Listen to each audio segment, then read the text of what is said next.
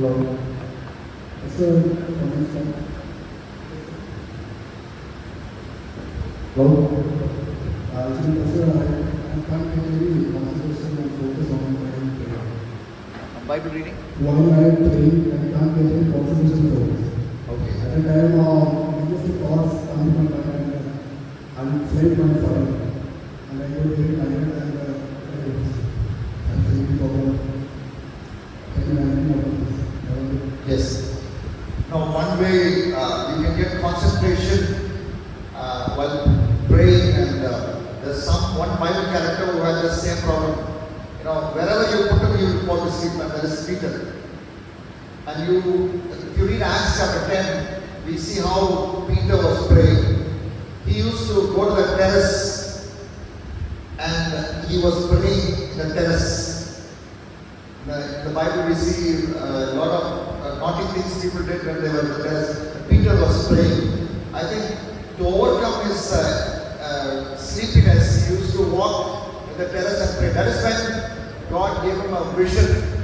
He was in a trance. The Bible says he was in a trance, and God made him to go to the Cornelius' house and preach God's word. So one practical thing is, instead of kneeling down and praying, you can walk in a place where there is fresh air and walk up and down and pray. And one more thing is, you also need to at least when you start this Holy Habit of Prayer, have a list of things where you can pray for. So if you pray for India, just don't say, Lord, bless India. But then take the 35 states and union territories in India, the capitals, or the main cities in that place, and then pray, Lord, bless this state, bless Madhya Pradesh, bless Indore, bless Jabalpur, get the name, try to have as many different prayer points as possible, and pray for each prayer point 30 seconds, 1 minute, and then when you have so many prayer points, you have found that you're praying for 15 minutes. 15 minutes will become 30 minutes, 30 minutes will become 40 minutes, and then you become a prayer warrior. God will use you to lead an army of people to pray. So that's my response. You want to follow up with another question? You can. Pastor, actually, at the time of the prayer, I am getting very tired. Okay. Actually, when I say in the Bible, I understand Bible verses. At the time of my some of the stage and class, you don't want to pray there. Some even related to this is totally tired of that. I can't really focus on God. Okay, now I'm not trying to pull your leg, but whoever prays, it's not about you. Whoever prays in the whole world, they always have, for you it's tiredness, for somebody else it may be family problem, for somebody else it can mean a sickness. Why? The devil fears, the devil trembles when a believer kneels down and prays earnestly. But he will not appear before you with a horn. He will not appear before you in a black t-shirt, with a black pant, with a black mask, and with a black horn, and say, don't pray. But how he will stop you from prayer is distracting your mind. And how do you overcome those distractions? There's a place in the Gospels where Jesus said, in our heart, 7 demons were one demon was there, that demon was chased out. That heart was cleaned and swept, but empty. Because it was clean and swept and empty, the demon came with 7 more demons. Totally now 8 demons. And they made the condition of that man with that heart worse than before. So that is why we say idle mind is a devil's workshop. So when you pray without any plan, pray without any agenda, pray without any any aim, then all these distractions will come. So have a notebook, maybe download something from the internet. There's a website called Joshua Project. So Joshua Project gives you information on who are the unreached people in the whole world, every country. You know, today I read Maldives, there are only 1.016% believers in that country, Muslim country. So many details about Maldives and so many details about every country in the world. When you download that information, pray for at least 2 or 3 countries or 3 or 4 countries. So open your eyes and pray, you don't have to close your eyes. Then you'll find that because you already have a set agenda, then this distraction goes. I think distraction comes for people who pray without any aim, pray without any plan. So when you pray with a plan, when you pray with an agenda, then distraction will go away.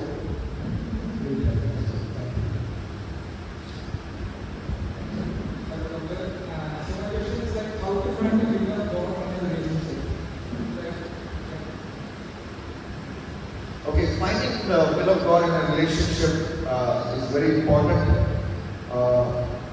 because you can change your printer, but you cannot change the light bulb. One of the things I discovered, and this is after I wrote the 3rd edition of my book.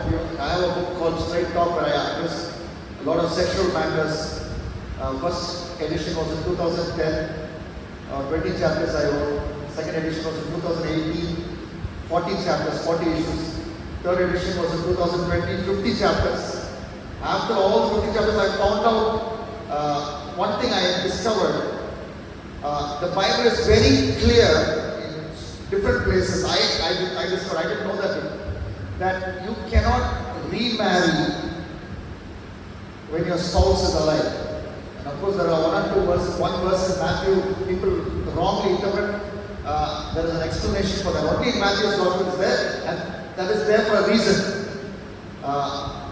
But apart from that place, and you cannot make a doctrine based on one verse. Apart from that, in Romans chapter 7, in 1 Corinthians chapter 7, and very clearly in Mark, very clearly in Luke, Bible repeatedly says you cannot marry again if your divorced spouse is alive. That means you have to make the right choice.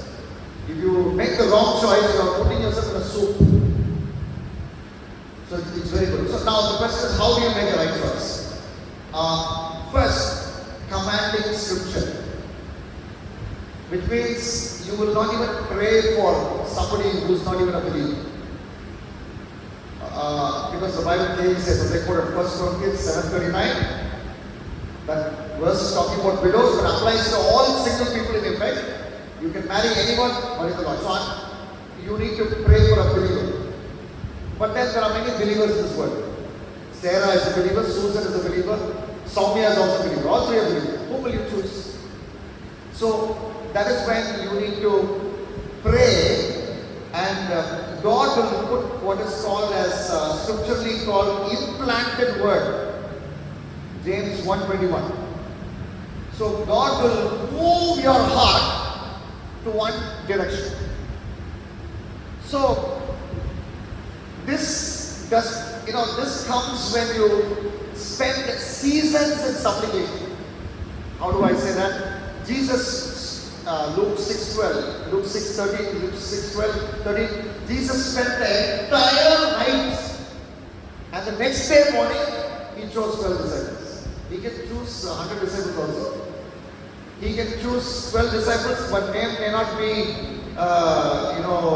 Peter, James, John. It can be something else. But Jesus specifically chose those 12 people. Why?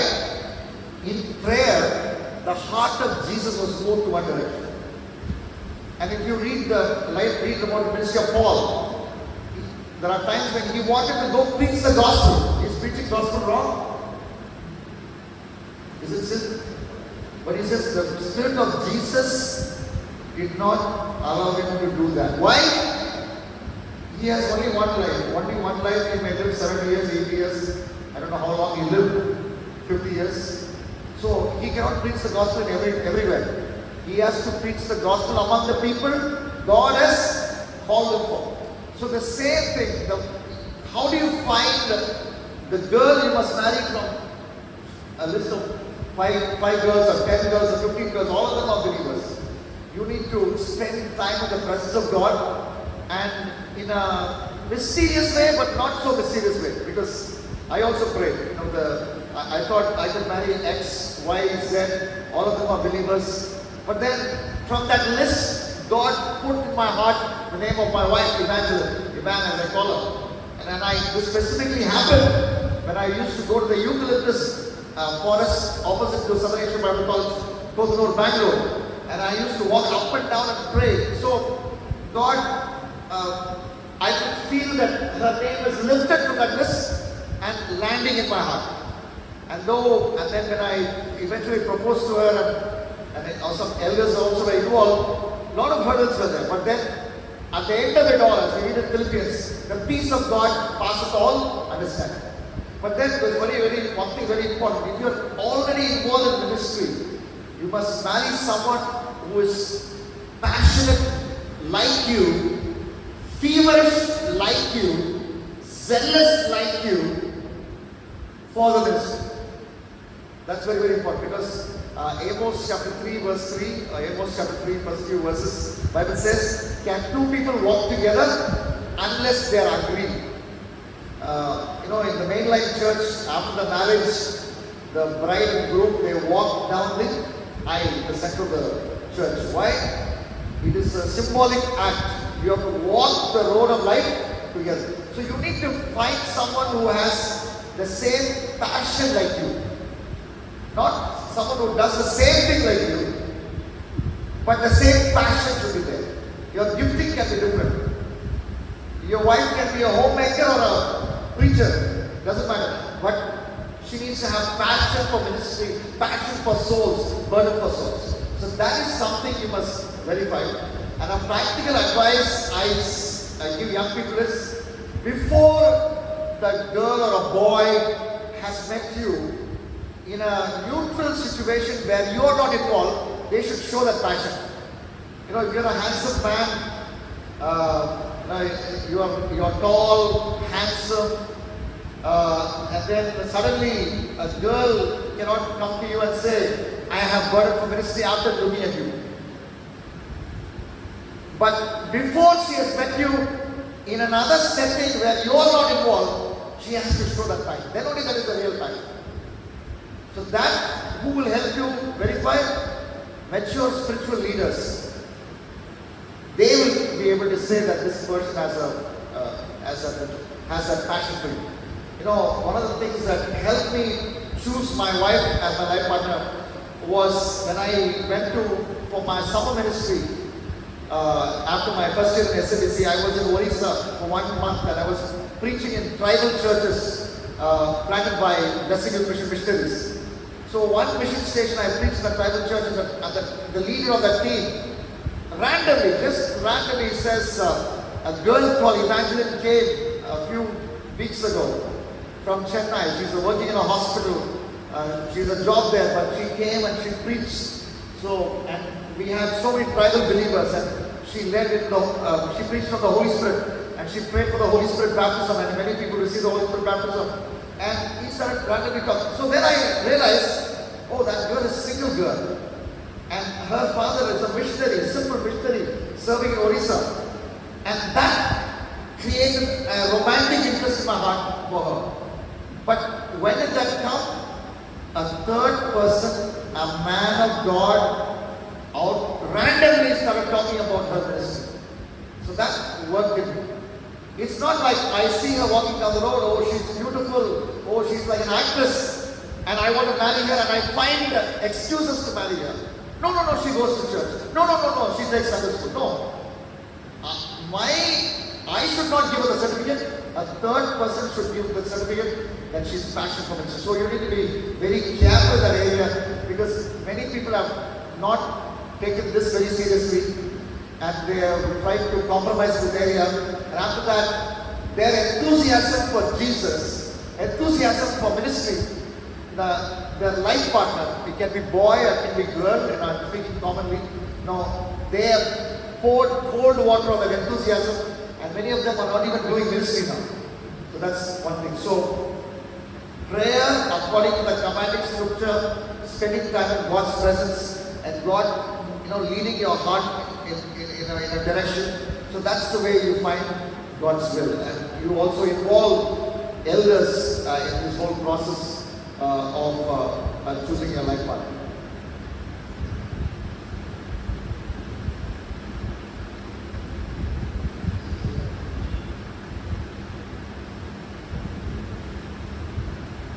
Praise the Lord. Your advice and explanations are quite convincing, especially towards this guy. Your explanations are quite convincing. And I remember when you were attending a camp when I was also there in 2010. You were talking from a topic that run away like Joseph.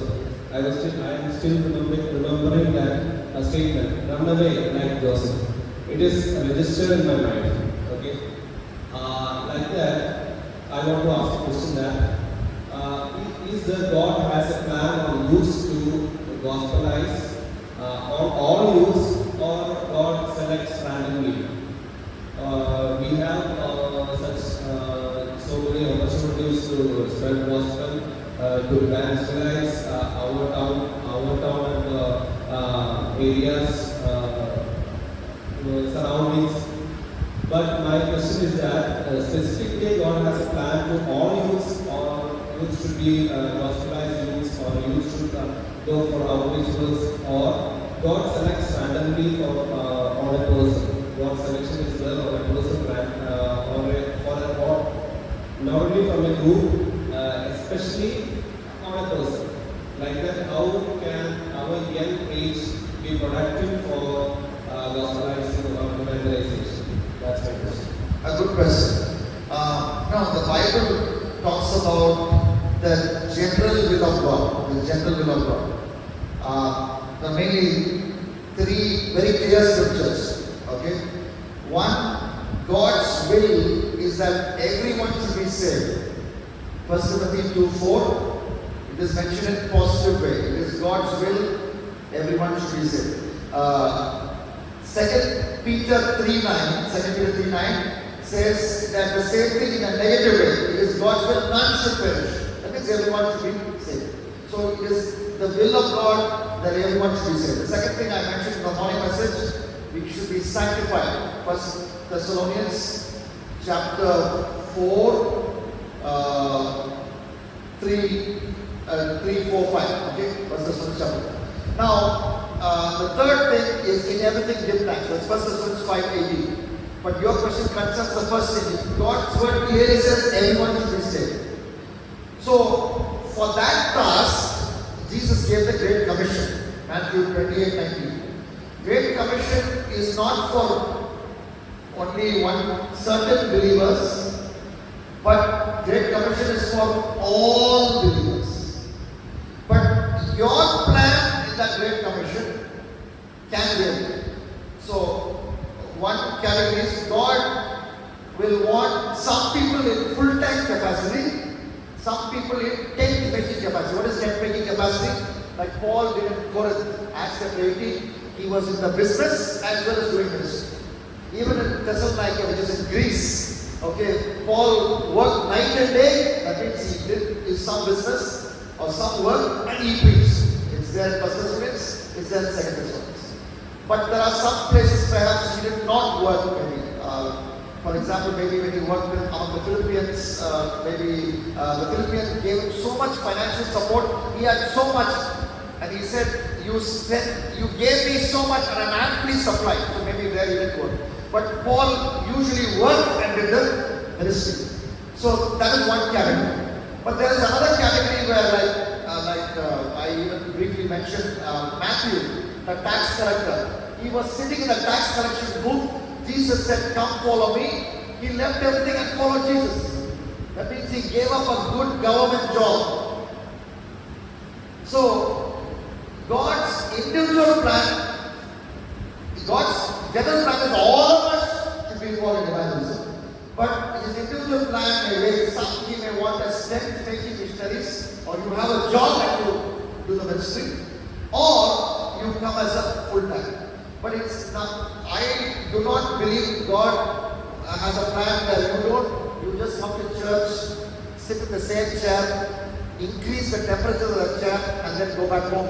Suppose somebody put some egg there, that egg will become a chicken because you're making the chair warm. Nothing else you do. No, that is not God's plan for anybody. God's plan is that every believer of every church gets involved in the fulfilling of the Great Commission.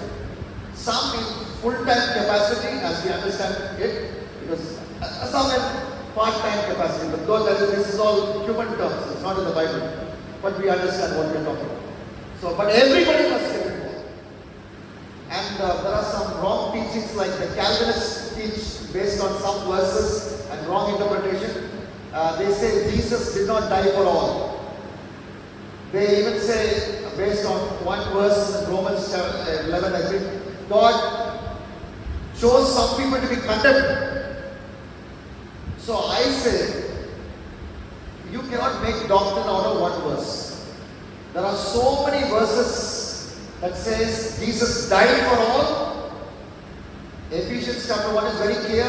God has a plan from eternity past that we must be holy before sin entered. Ephesians 1 verse 3, verse 4 says, before sin entered, in eternity past God wants us to be holy. Revelation 13:8, before Adam was created, Jesus was slain in the foundation of the world. Which means, before foundation of the world, before all of us were born, God has a plan that we all will be saved and we all will come under the blood of Jesus. We can use our free will to reject that plan and go to hell. We can use our free will to reject our participation in the Great Commission. God may have called you for full-time ministry, but you may want to go after money and go to America or Gulf. God may want you to be in India serving the local church and sacrificially investing your whole life there. But you can selfishly choose to go to a Gulf country or America just focusing on earning money. Not that going there is sin. God's plan may be for you to go to America and be a pastor there and be an evangelist there, be a tent maker there. But you need to find out what is God's plan. Again, how to find out? The same way how you choose your life partner. Prayer, allowing the Holy Spirit to speak, and the Holy Spirit to guide you, and making sure of your decision, not with your own intellect, but even a senior man of God or a bunch of men of God around you. They should also say, this is what God has called us, called you for. I feel this is God's call upon you. God will speak to you, God will second that through a man of God, or a couple of men of God, or people of God around you. David was a leader not because he wanted to be a leader. When he was in the cave, the people around him said, you will be a leader. Why? They saw God's call of leadership upon him. So that's how David became a great leader, the greatest leader who ruled the people of God in the Old Testament. One of them was David. The people saw the call of God for leadership in him. They were ready to even die. If he said the word, they were ready to even die. He had so much of leadership charisma, and people around that saw that. So it's important that you feel that call, and around you, people and men of God around you second that call. So as we are youths, we are believers. We used to read Bibles frequently. You are used to pray frequently. Like that, we have to be productive for evangelism also. Yes. That's what we are telling. Okay. As our young age should be productive for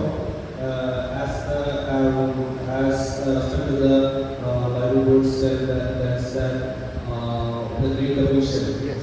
It is upon all.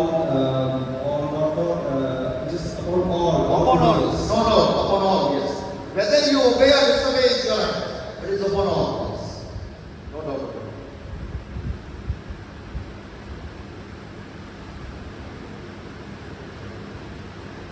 There is another question I would like to ask. Yes. Is, normally wisdom of God, also for the youths. We are having a lot of communication with youngsters, with both genders. So while we are being in connection with both genders, we have demarcated some boundaries. So being unmarried pastor or being unmarried youth, how and where we have to keep our borders and how we have to make use of our boundaries to not to make ourselves put into this stage where we would be questioned or not as storytellers. Very important question. You know, the Bible says in 2 Timothy chapter 2 verse 22, flee the evil desires of youth. So I want to ask the question, to whom was 2 Timothy written? It was written to Timothy. Okay. Who was Timothy? Timothy was a young minister of the gospel. So Paul is not telling the youth going to the road to flee the evil desires of youth. He is telling a young minister of the gospel, one of the most brightest in his team, his most trusted lecturer. Even this morning, I didn't have time, because my time is limited when I preach on a Sunday morning. It was Timothy who went to Thessalonica because Paul sent him when he was in Athens to check how the Thessalonians were doing. Because Paul was there only for 3 Sundays or 3 Saturdays. So Paul had to move on because of the persecution. But Paul sent Timothy to check what they were doing. Here was a minister of the gospel, but Paul tells him, flee the evil desires of you. And then 2 Timothy chapter 3, I think verse 6, Paul talks about some false teachers in that area. So they have entered the home of women. See this, the language shows that they entered the home.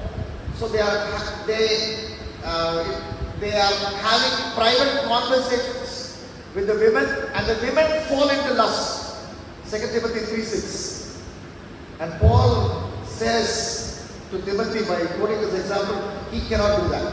So that is why in Christian ministry we have what is called as the Billy Graham rule, based on 2 Timothy 2:6-22 and 2 Timothy 3:6 and above and below that passage. What is the Billy Graham rule? Billy Graham, the great man of God, the man who preached the gospel to the most number of people, face to face. One time in Seoul, when he preached, the crowd was so big, he had to get out of a helicopter to see the whole crowd because it was not visible with the naked eye. Such a big crowd. New York City, they had revival meetings for him. When he was in the early stage, they had meeting for 16 weeks, not 16 days, 16 into 7 every day revival meeting. Revival was such that he preached. Simple gospel he preached. Okay? But Billy Graham had a rule. He would never travel with, never meet alone with in a locked space with any woman apart from his wife. So he would never get into a car with his dark glasses with a woman other than his wife. So he followed that. That meant a lot of sometimes inconvenience. He had to wait maybe another 1 hour, another half an hour, another 1.5 hours to travel. But he always followed this rule meticulously. And there are preachers who did not follow that. They talked about it, they didn't follow it. And we read reports about that. They went to the massage parlor and they took massage. And, even in a place where it's covered with curtain. And then all these allegations. Whether the allegation is true or not, that is not the question. The question is, why do you get behind that locked space? Allegation is true or not true, God only knows. I know that. But why you put yourself in that place? Because that's exactly what is being wanted. And then again, there's something called digital room. Digital room. I'm talking about physical room, but digital room is when you have your phone and only you access your phone. And through that phone you talk with a person of the opposite sex. It could be as a man, even as a married man, if I have a conversation with a woman and my wife cannot access that, then that is like going into a room alone with that woman. So that is wrong practice. That is unscriptural practice. So that is why my phone, my wife always has access, and then my children also have access because my daughter, who's 16, is the most technologically advanced in our whole house. Smarter than our brother, smarter than our dad, smarter than our mom, and she's the youngest in our family, so she has access to my phone. But we have a pact, because in my phone we have a lot of people even confessing their sin. I went here, I visited this prostitute, this happened, and all kinds of people, they confess so many things. And I read it, my wife reads it, we both share. But sometimes our children also get to read. We tell them this is not for you to go share with anybody. You carry it to the grave. People have shared, trusting us. So which means I am in a safety net because my phone is accessible by a few people. So there's nothing that in the phone that can come. And people also know that because I'm mentioning this, even this we are recording, this will go to my YouTube. So people know.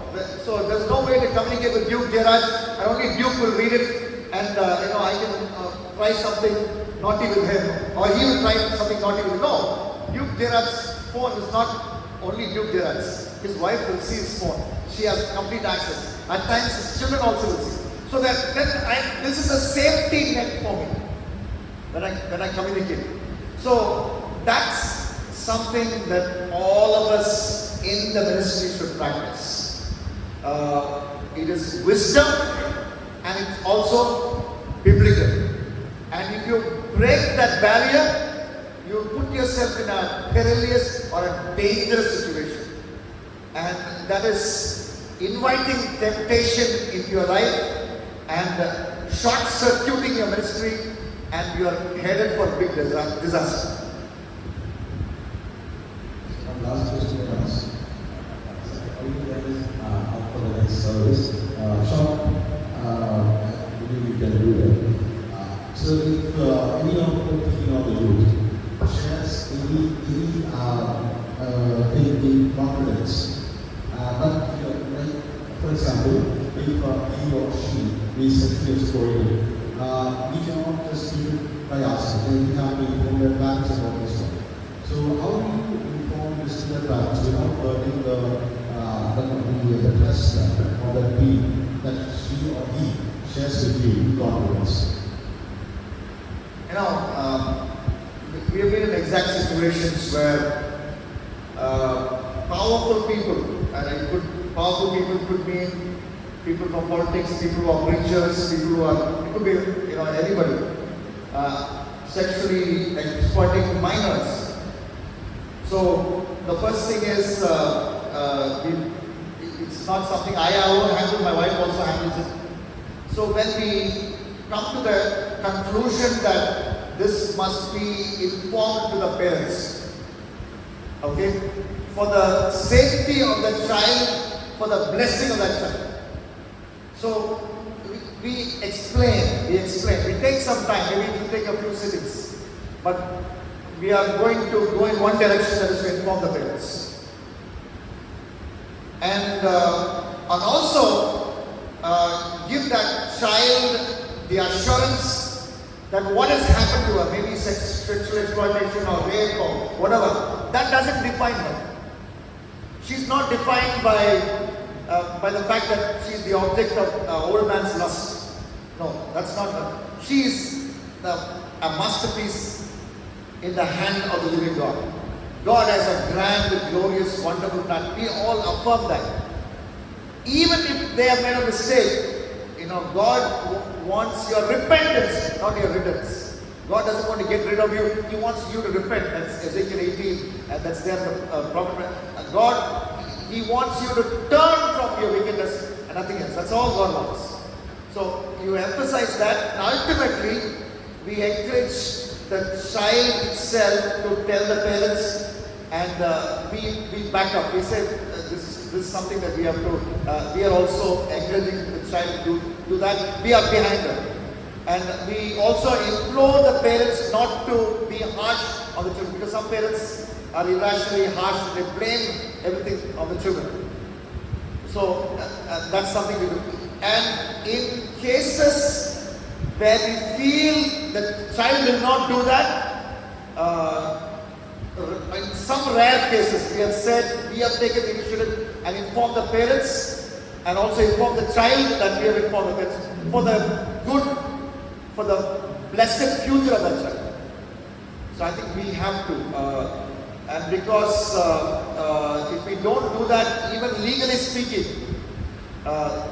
we can be punished by the Indian law or any other international law for keeping silent, because these are serious matters, and we have rules like POCSO and all that. It's a very serious offense. But we don't. That is something for the parents to take initiative, and if they want to, they can do that. But in a spiritual way, we cannot keep it silent. Yeah, thank you, Doctor. I think it's time for giving service. So we would like to wind this up. We thank you as the youth of this church. We really thank you and we appreciate your effort in coming to us and taking time